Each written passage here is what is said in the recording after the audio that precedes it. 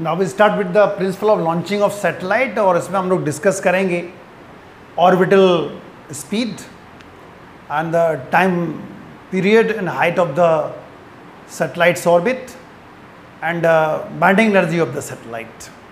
ये कुछ एक टॉपिक हम लोग डिस्कस करेंगे।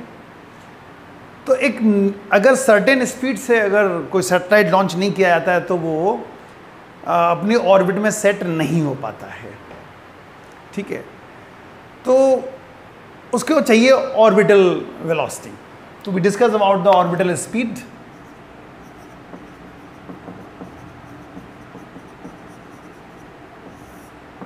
तो क्या होती है ये आप जानें। It the minimum required velocity so that the satellite can set into its orbit.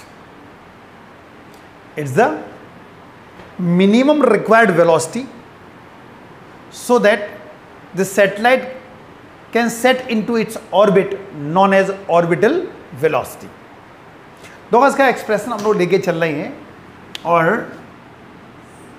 ये अर्थ होगी, रेडियस r है और ये h हाइट होगी और टोटल आप चाहो तो उसको r लेके चल सकते हो और यहां पर उसको सेट करना है, ठीक। VO is the orbital velocity where r equals to r plus h। h is the height of the orbit. Capital M is the mass of the earth and small m is the mass of the satellite. Now, satellite can set into its orbit or moves into its orbit only if it having centripetal force, and the required centripetal force provided by universal law of gravitation means G mm by r square equals to m VO square by r। VO is the orbital speed, ठीक। और यहां से जब हम लोग VO calculate करेंगे तो मिलेगा under root GM by R। ये एक फॉर्मूला हो गया ऑर्बिटल स्पीड का, ठीक है। दूसरा, अगर R और H दोनों दिए हुए हैं तो GM by R plus H हो जाएगा, और कैपिटल G और कैपिटल M गिवन नहीं है तो हम चेंज कर सकते हैं। G equals to GM by R square होता है।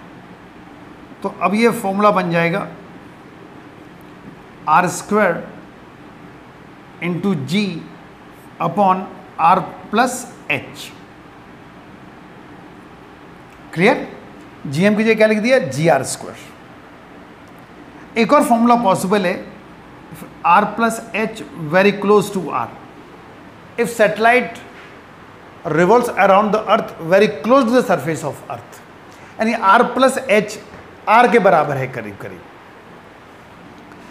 तो फिर मिलेगा VO equals to under root. अब देखो ये R plus H R हो जाएगा तो ये हो जाएगा GR। तो इतने फॉर्मूले पॉसिबल हैं ऑर्बिटल स्पीड के, ठीक है। इतने फॉर्मूले पॉसिबल हो गए ऑर्बिटल स्पीड के। स्टार्टिंग हमने कहां से की, the required centripetal force provided by universal law of gravitation. So GMM by R square equals to M V naught square by R। तो V नॉट हो जाएगा रूट GM बाई R और small r हो जाएगा R plus H। G equals to GM by R square होता है तो GM की जगह GR स्क्वायर लिख सकते हैं। तो एक फॉर्मूला ये बन जाएगा। अगर सैटेलाइट अर्थ सरफेस के काफ़ी क्लोज है तो एक और फॉर्मूला मिल जाएगा रूट GR, ठीक है। और अब लेके चलना है हम लोग time period.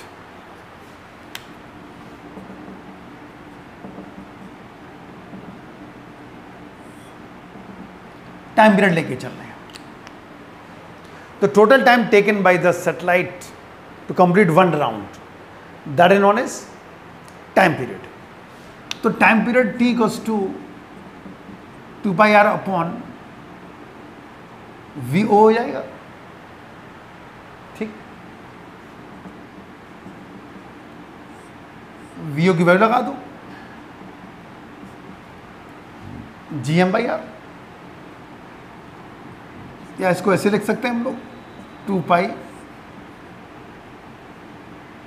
Are q by G M. एक फॉर्मूला ये बन गया, दूसरा ये बन जाएगा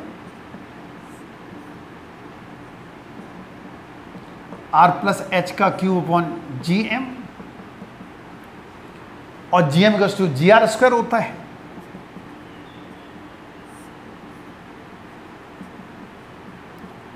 आर प्लस एच का क्यूब जी आर स्क्वायर हो गया। एक और फॉर्मूला पॉसिबल है, if are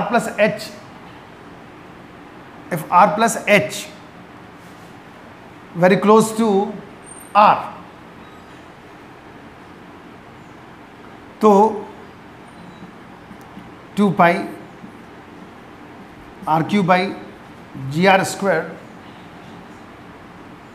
now T equals to 2 pi r by g हो जाएगा। ना height of the orbit,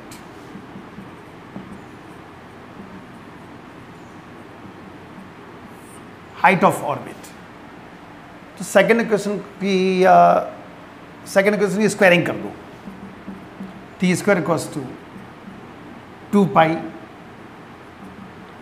are plus H का क्यूब अपॉन जी एम, और G M T square upon 2 pi equals to r plus H का cube.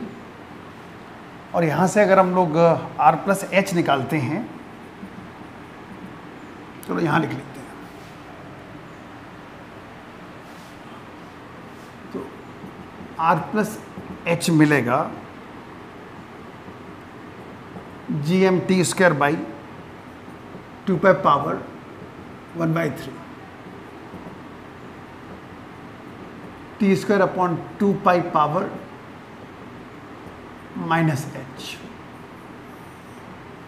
ये बन जाएगा, ठीक।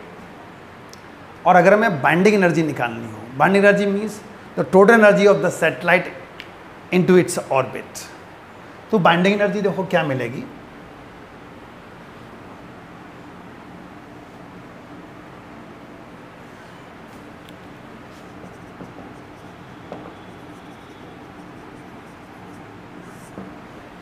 बाइंडिंग एनर्जी टोटल एनर्जी होगी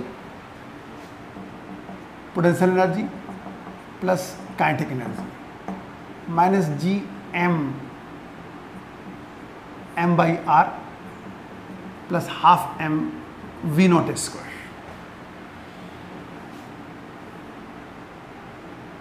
minus G M by R plus V O की value लगा दो, ये भी हो जाएगी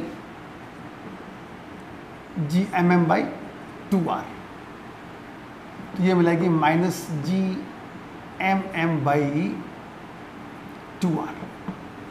it is the binding energy of the satellite.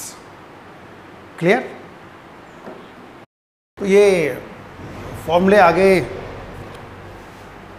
Orbital velocity के इतने सारे फॉर्मूले हो गए, और टाइम पीरियड के इतने फॉर्मूले हो गए, और हाइट का एक फॉर्मूला बन गया G M T square upon 2 pi power 1/3 minus R. ये हाइट का फॉर्मूला हो गया जब हाइट ऑफ द ऑर्बिट निकालना हो। बाइंडिंग एनर्जी का फॉर्मूला हो गया minus G M by 2r, और आपको पता है स्मॉल r क्या है, r प्लस एच। और अब हम लोग कुछ एक न्यूमेरिकल लेके चल रहे हैं, और न्यूमेरिकल देखे जरा इन्हीं के ऊपर। अ remote sensing satellite of the earth in a circular orbit at a height of 400 kilometer above the surface of earth. What is the orbital speed and period of revolutions of the satellite? A radius of the earth is 6 × 10⁶ meter and acceleration due to gravity is 10 metre per second square. ये question है। तो आपको पता है कि ये हम लोग फॉर्मूले निकाल चुके हैं और ये समझ गए हो ये डेरिवेशन तो ठीक है। तो अब बहुत ही इंपॉर्टेंट डेरिवेशन है ये, 3 से लेके 5 नंबर में एग्जाम में पूछा जाता है। तो इज़ वेरी इंपॉर्टेंट डेरिवेशन। और अब जो न्यूमेरिकल लेके चल रहे हैं वो टोटली इसी पे बेस्ड है। देखें इसको।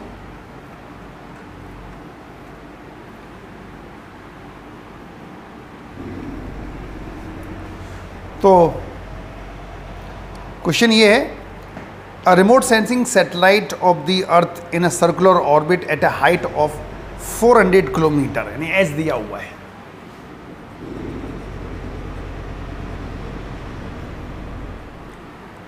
ये हाइट ऑफ द ऑर्बिट दी हुई है और रेडियस ऑफ अर्थ गिवन है।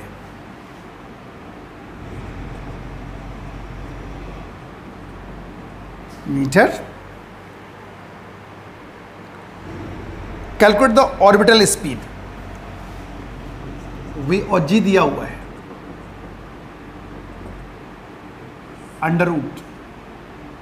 अब जरा देखो, आप फॉर्मूला तो वैसे आपको पता है, GM by R plus H था। GM की जगह GR स्क्वायर हो जाएगा और V equals to R root G by R plus H. R 6 10 to power 6 हो गया, ये 10 हो गया और 6 10 टू पावर 6 है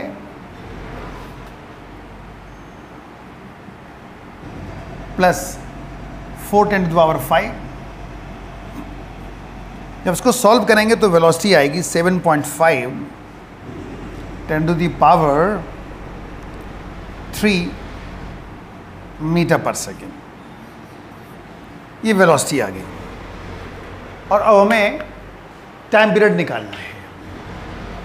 तो we want to calculate the time period also. तो टाइम पीरियड मिलेगा T equals to 2 pi by R upon R plus H का क्यूब बाई जी।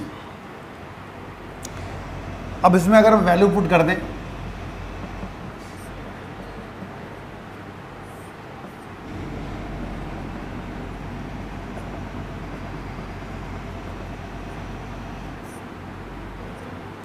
और जब इसको सॉल्व करेंगे तो आएगा 5368.5 सेकेंड्स। इस तरह ये न्यूमेरिकल सॉल्व होगा। ठीक है, और एक न्यूमेरिकल देखो, what is the minimum energy required to launch a satellite of mass m from the surface of earth or mass m in a circular orbit of height 2r। ठीक है, ये question है। दोबारा सुने स्टेटमेंट इसका।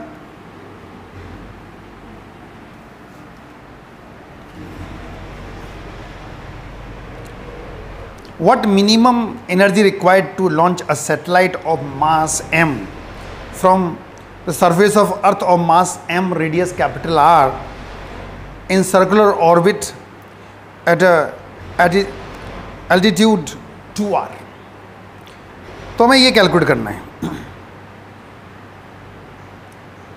ठीक, तो फॉर्मूला देखें आप, अगर जब satellite on the surface of earth है तो एनर्जी क्या होगी, -G mm बाई आर। जब हाइट 2r पे पहुंच जाएगा तो आपको पता है कि उसके पास काइनेटिक एनर्जी भी होगी और पोटेंशियल एनर्जी भी होगी। तो टोटल एनर्जी क्या बनेगी, -G mm by R plus H होता तो 2r हो जाएगा। Plus half M V O square, ये बनेगी जाके minus G M M by 3r plus half M V O G M by R plus H,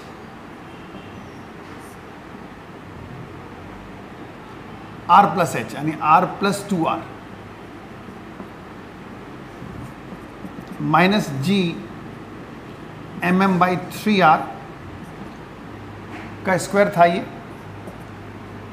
तो ये हो जाएगा G M M by 2 into 3 6 हो जाएगा ये 6r। ठीक, और जब इसको हमें निकालना तो डेल्टा यू है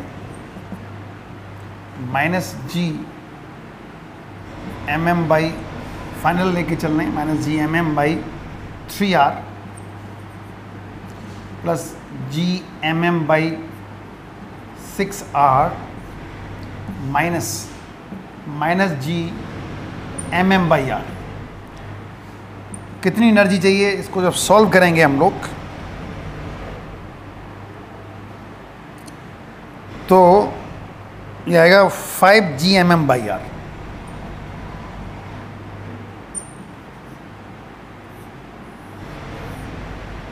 ठीक, 5 G M M by R, इतनी एनर्जी चाहिए उसको सैटेलाइट को सेट करने में। Clear?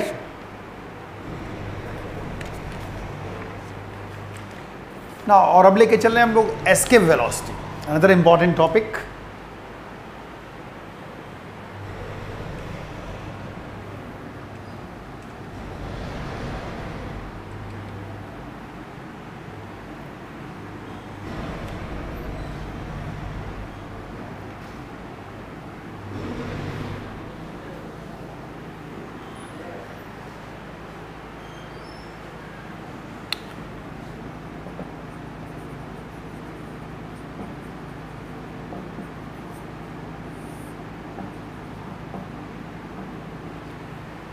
It is the required velocity so that the body escape or overcome the gravity. The velocity required to overcome the gravity known as escape velocity. Gravity को overcome कर जाएगी, that is known as escape velocity. ठीक है, और इसे हमें calculate करना है, इंपॉर्टेंट है और एक्सप्रेशन अक्सर पूछ लिया जाता है, तो हम लोग एक्सप्रेशन लेके चल रहे हैं। It is the earth, R is the radius, M is the mass, A is the point, distance X, और यहां पे एक बॉडी रखी हुई जिसका मास एम है। तो अर्थ और इसके बीच में जो फोर्स लग रहा होगा वो कितना होगा, G M M by X square. B point very close to A, distance between them is D X. तो ए से बी तक का वर्क डन क्या होगा, small work done F D X. Total निकालना है तो हमें इसको इंटीग्रेट करना पड़ेगा within proper limit R to infinity. ठीक है, और यहाँ से जो मिलेगा work done, G M M बाहर आ गया, minus 2 D X R to infinity, और डब्ल्यू को वस्तु जी एम एम, उसको इंटीग्रेट करेंगे तो आएगा 1 minus X, 1 upon minus X, और G M M minus common बाहर ले लिया। ये जो वर्क डन आपको मिला, it is minus minus plus हो जाएगा, G M M by R, and this work done is responsible to provide kinetic energy to the body. ये वर्क डन रेस्पॉन्सिबल होगा एनर्जी प्रोवाइड करने के लिए। कंजर्वेशन ऑफ एनर्जी लगाएंगे, दोनों को इक्वेट कर दो, G mm by R equals to half mve square. यहाँ से अगर हम ve निकालेंगे तो under root 2gm by R मिलेगा। gm को अगर हम gr स्क्वायर लिख दें तो एक फॉर्मूला और मिल जाएगा, अंडर रूट 2gr। उसको कैलकुलेट करते हैं तो 11.2 किलोमीटर पर सेकेंड आता है at the required velocity, that is known as escape velocity. Clear? That is known as escape velocity. दोबारा देख लो, मास m है अर्थ का, रेडियस r है, a इज द पॉइंट जहाँ पे कोई सैटेलाइट है इसका मास m है, डिस्टेंस x है, तो यहाँ पे जो फोर्स लग रहा होगा gmm बाई एक्स स्क्वायर होगा। और वर्क डन अगर हम a से b तक लेके जाएं, b बहुत क्लोज है a के, dx डिस्टेंस है, f dx हो जाएगा, f की वैल्यू लगा दो, इंटीग्रेट कर दो, एक पावर बढ़ जाती है उतने से डिवाइड, अप्लाइंग द लिमिट्स, तो मिलेगा gmm बाई आर। और ये जो वर्क डन किया है वो रेस्पॉन्सिबल होगा काइनेटिक एनर्जी प्रोवाइड करने के लिए। तो जो काइनेटिक एनर्जी होगी that is half mve square, दोनों को इक्वेट कर दिया तो ve मिल गया 2gmm बाई आर। क्लियर? तो इस तरह हम लोग ve कैलकुलेट कर पाएंगे, इट इज़ 2gr। ठीक है, तो इसकी वैल्यू अगर हम कैलकुलेट करें तो 11.2 किलोमीटर पर सेकेंड आती है। और अब इसके ऊपर न्यूमेरिकल देख लो, एक दो न्यूमेरिकल हम लोग लेके चल रहे हैं इसके ऊपर।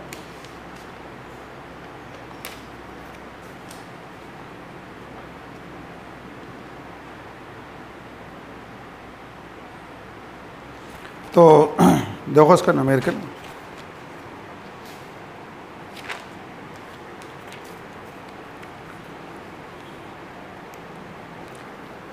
तो ये एक्सप्रेशन था। एक और इसका मेथड है, एक और इससे ये निकाला है, उससे भी इजी एक मेथड और है, टोटल एनर्जी करके है, तो वो कैसे करेंगे उसको। एक और बहुत इजी डेरिवेशन है, चलो यहाँ लिख देते हैं, टोटल एनर्जी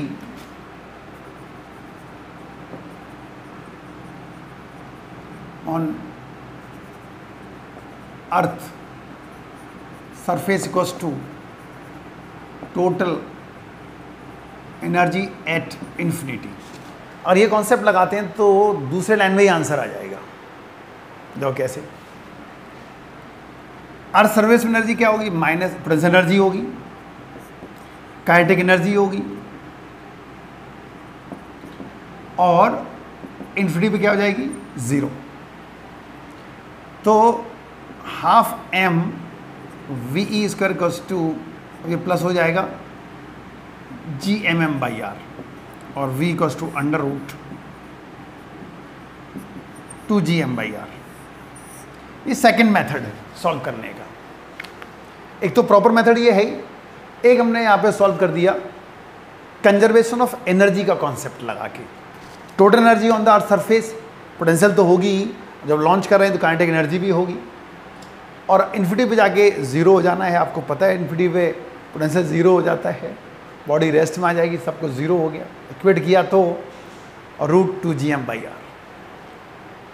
अब न्यूमेरिकल देखो इसके,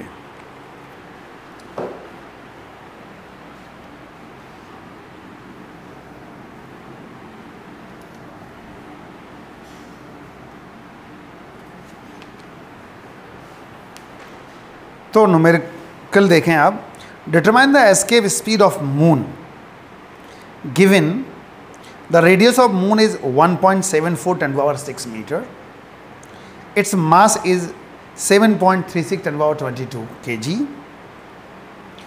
Does your answer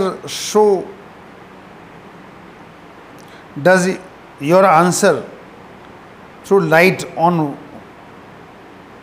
on why the moon has no atmosphere? Capital G given है, देखो क्या क्या गिवन है। आपको पता है कि एस्केप वेलोसिटी होती है root 2gm by are.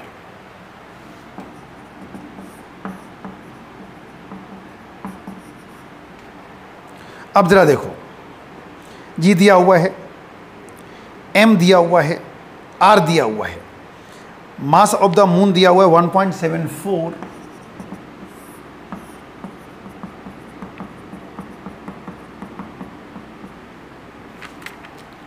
One point 7.36, 10⁻²2, radius दे रखी है 1.74, 10⁻6। तो मून की जो एस्केप वेलोसिटी आ रही है 2.38 किलोमीटर पर सेकेंड। तो मून पे एटमॉस्फेयर क्यों नहीं होता है? उसका रीज़न ये है कि जो एस्केप वेलोसिटी एटमॉस्फेयर की जो होती है वो अर्थ में एटमॉस्फेयर क्यों, मून पे क्यों नहीं, उसका रीज़न है अर्थ पर जो एस्केप वेलोसिटी है अर्थ की वो कहीं ज़्यादा है जो एटमॉस्फेयर है उससे, 11.2 किलोमीटर पर आवर। इसलिए अर्थ ने एटमॉस्फेयर को होल्ड किए रखा है, इसलिए अर्थ के पास एटमॉस्फेयर है। जबकि मून की एस्केप वेलोसिटी बहुत कम है तो ये होल्ड नहीं कर पाता एटमॉस्फेयर को, इसीलिए मून पर एटमॉस्फेयर नहीं है। That the reason. नाउ और एक न्यूमेरिकल देखो, ये कॉम्पिटिशन में भी आया हुआ है। So that moon would depart for ever if its speed were increased by 42%. So that moon would depart forever if its velocity or speed increased by 42%. मतलब हमें कैलकुलेट करना है VE minus VO upon VO into 100। आपको पता है ये 2GR होता है माइनस GR इंटू 100। इसको सॉल्व करते हैं। √2 माइनस 1 इंटू 100, 1.414 माइनस 1 इंटू 100, यह आएगा 41.4%। 41.4%। मून इतने पे डिपार्ट हो जाएगा, 42 पे तो हो ही जाएगा। अगर हम उसकी स्पीड 42% बढ़ा दें तो मून फिर अर्थ के एटमॉस्फेयर का पार्ट नहीं रहेगा, डिपार्ट फॉर एवर, हमेशा के लिए चला जाएगा। अगर हम इतनी स्पीड कर देते हैं तो क्लियर? तो इस तरह ये न्यूमेरिकल्स, ये तो कॉम्पिटिशन में भी आया हुआ न्यूमेरिकल है, ठीक।